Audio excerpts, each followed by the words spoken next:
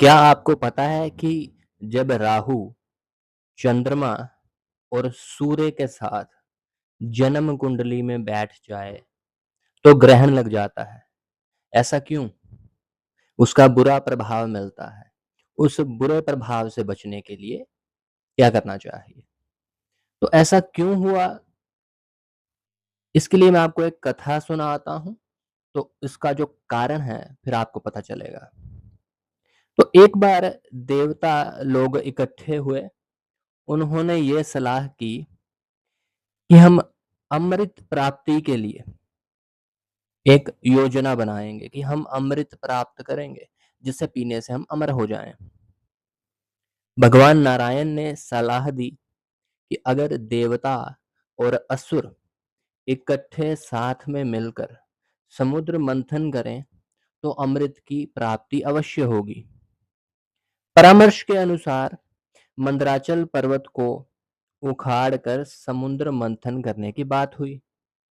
देवता और असुर मंदराचल पर्वत को उखाड़ने लगे, लेकिन इतना बड़ा पर्वत उखाड़ ना पाए। तो विनती करने के बाद भगवान नारायण और ब्रह्मा जी ने शेषनाग को आदेश दिया कि विंध्याचल पर्वत को उखाड़ा जाए और उसको समुद्र तल तक पहुंचाया जाए। शेषनाग ने वन और वनस्पतियों समेत सारा का सारा पर्वत उखाड़ दिया और सभी लोग इकट्ठे होकर समुद्र तट पर चले गए। समुद्र तट पर पहुंचने के बाद उन्होंने समुद्र से प्रार्थना की कि हम आपका जल मंथन करके इसमें से अमृत की प्राप्ति करेंगे। समुद्र ने आज्ञा दी। देवताओं और असुरों ने कश्यप राज कछुए को कहा कि आप समुद्र में इस पर्वत का आधार बने। ठीक है। कश्यप राज ने पर्वत को अपनी पीठ पर रखा और समुद्र में उस पर्वत का आधार बना। देवताओं और असुरों ने वासुकी नाग की डोरी बनाकर उस पर्वत को घुमाना शुरू कर दिया, मंथन करना शुरू कर दिया।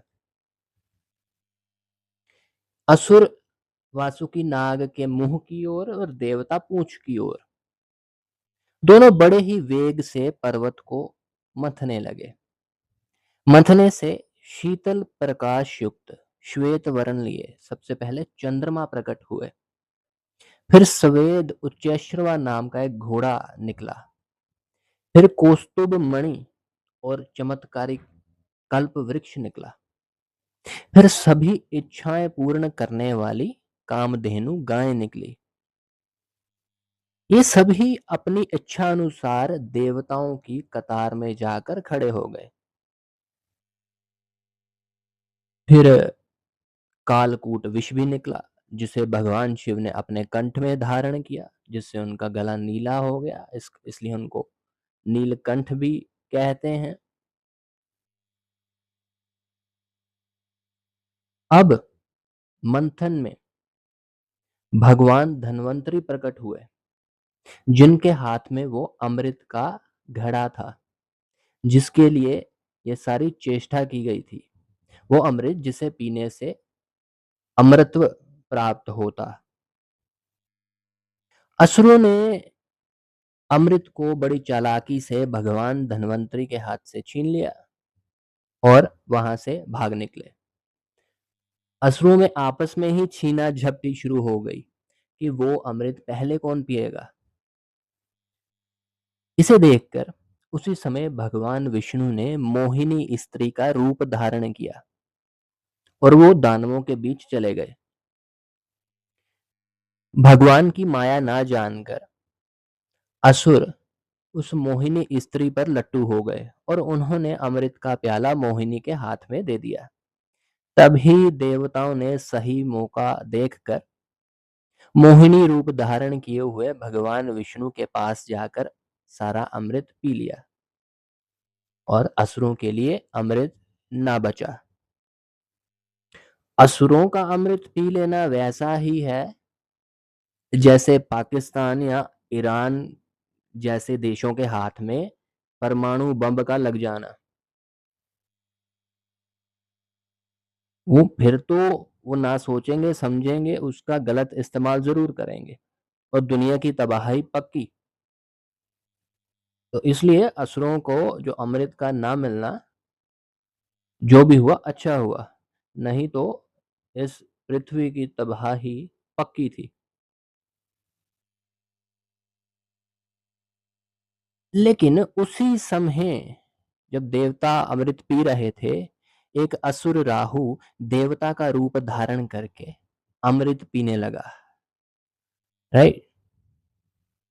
अमृत पीते वक़्त तभी उसको सूर्य और चंद्रमा ने देख लिया, उसका भेद जान लिया और भगवान विष्णु को बता दिया। भगवान विष्णु ने अपने चक्र से राहु असुर का गला काट दिया, लेकिन वो तो अमृत पी चुका था, इसलिए उसका सर और धड़ अमर हो गए। सर राहु कहलाया और धड़ केतु कहलाया। तो क्योंकि सूर्य और चंद्रमा ने उस राहु असुर का भेद बताया था, इसलिए चंद्र और सूर्य के साथ राहु की दुश्मनी स्थापित हो गई, पक्की हो गई कि हम आज से दुश्मन। इसलिए जन्म कुंडली में भी अगर सूर्य और चंद्रमा के साथ राहु की युति हो जाए तो ग्रहण लग जाता है। व्यक्ति के जन्म में खासकर जब राहु सूर्य चंद्रमा की महादशा या दशा चलती है तो बहुत बुरा प्रभाव पड़ता है।